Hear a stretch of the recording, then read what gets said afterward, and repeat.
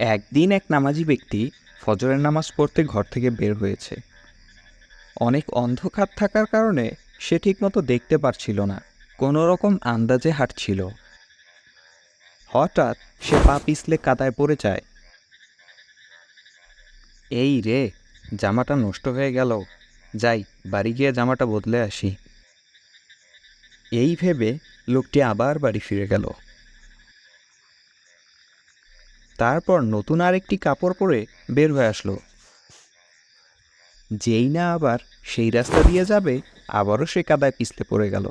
আবারও সে উঠে দাঁড়ালো এবং বাড়ি ফিরে গিয়ে নতুন আরেকটি জামা পরল।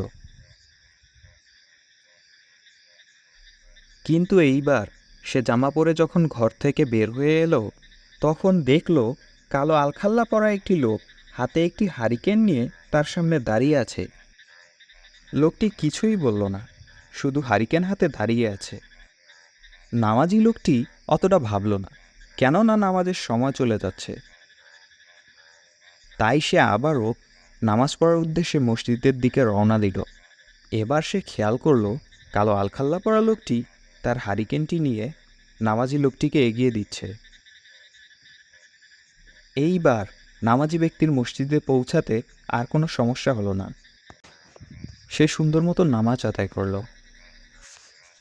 যতক্ষণ সে নামাজ পড়ছিল ততক্ষণ সে কালো আলখাল্লা পরা লোকটি হাতে হারিকেন নিয়ে তার জন্য বাহিরে অপেক্ষা করছিল।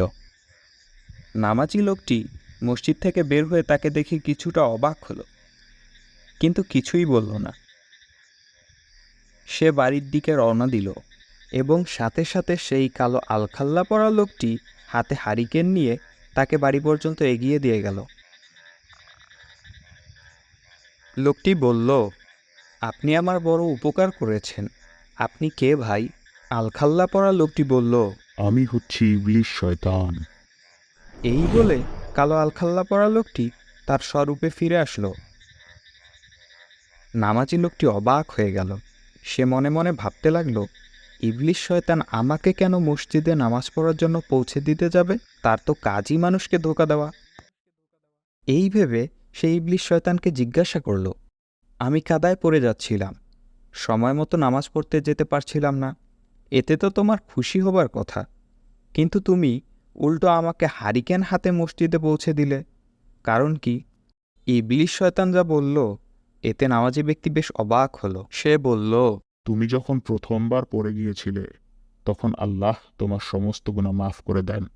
তুমি যখন দ্বিতীয়বার কাদায় গিয়ে পড়লে তখন আল্লাহ তোমার পরিবারকে মাফ করে দেয়।